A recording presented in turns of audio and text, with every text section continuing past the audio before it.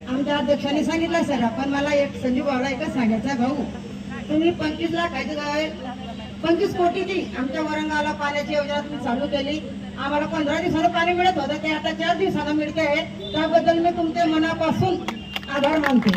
पण भाऊ आता एकच विषय आहे की धरणावरचं पाणी ते सोडा तुम्ही, म्हणजे तेवढा आमचं विषय पाण्याचा सुटून जाईल. आज सर्व लाडक्या बहिणी तुमच्यावर खुश आहे. आज भाऊला पहा, मी तुम्हाला सांगते, ते आमच्याकडे कूलर होतं. भाऊ काय बोलले, नाही महिलांकडे करा, त्यांना गरम होते. म्हणजे भाऊ पाहिजे तर असं पाहिजे. तसेच देवेंद्र भाऊ आपले हे सर्वांना आपल्याला 1,500 आता 2100 रुपये मिळणार आहे. त्याबद्दल मी सर्व आमच्या लक्षात असो, दिलीप भाऊ असो, आमचे संजीव भाऊ तर आहेत. भाऊ भुसावळचा विकास तुम्हीच केला, वरंगचा विकास केला, याच्या पुढे तुम्ही करा.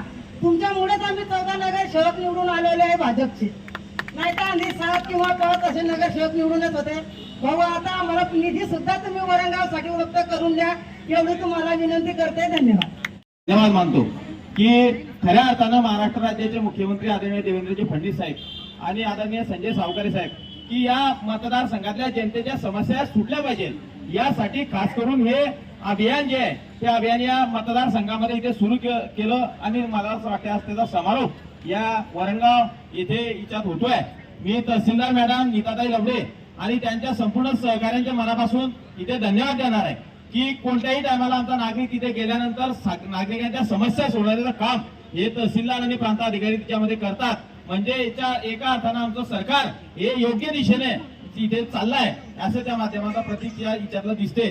मी माननीय तहसीलदार मॅडमना विनंती करणार आहे, प्रांत अधिकारी आणि आदरणीय मंत्री महोदयांना की भाऊ या वरंगाव शहरामध्ये अनेक सिद्धेश्वर नगर एरिया असा आहे किंवा मजूर वस्ती रामपेठ असेल, आक्सानगर वगैरे हा जो एरिया आहे त्या एरियाचे लोक हे मजूर आहे. त्या मजूर लोकांना इथे रेशन कार्डवर धान्य मिळत नाही, तरी तो इष्टांक त्या माध्यमातून आपण सरकार दरबारी, आपण सरकारचे कॅबिनेट मंत्री आहात, तर आपण हा इष्टांक त्या माध्यमातून इथं वाढवला तर मला असं वाटते या गरीब मजूर लोकांना इथे धान्य मिळाल्याशिवाय तिच्यातनं राहणार नाही. अपंग बांधवांना सुद्धा काही प्रमाणामध्ये जे धान्याचे इष्टांक राहिलेला आहे तो सुद्धा त्या माध्यमातून तिच्यामध्ये देता येईल.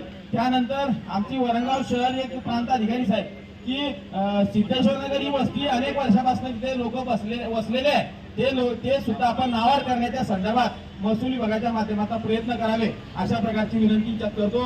खास करून आदरणीय सावकारे साहेबांना विनंती करतो की भाऊ आता वरंगाव हे जे होतं पूर्वी ब्रिटिश काळामध्ये तालुक्याचं गाव होतं, त्याकरता वरंगाव हे तालुका तुम्ही करा.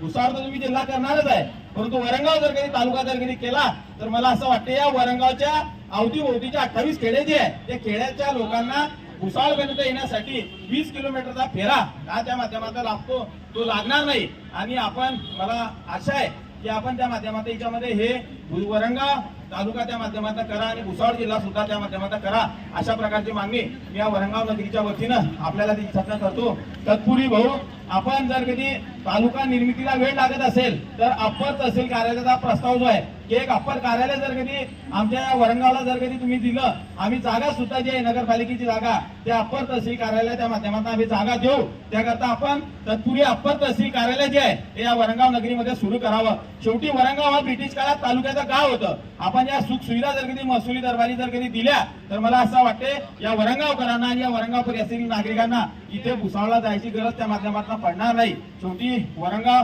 हे अत्यंत आपलं गाव स्वच्छ आहे. पाण्याचंही आपण त्या माध्यमातून चांगल्या प्रकारचं नियोजन तिच्यात केलं आहे आणि पाणी पुरवठा योजना असेल, अनेक प्रकारचे विकासाचे कामं आदरणीय सावकारे साहेब, मंत्री महोदय गिरीश भाऊ महाजन, गुलाबराव पाटील साहेब यांच्या उपस्थितीत आपण लवकरच या माध्यमातून मोठा कार्यक्रम तिच्यामध्ये करतोय.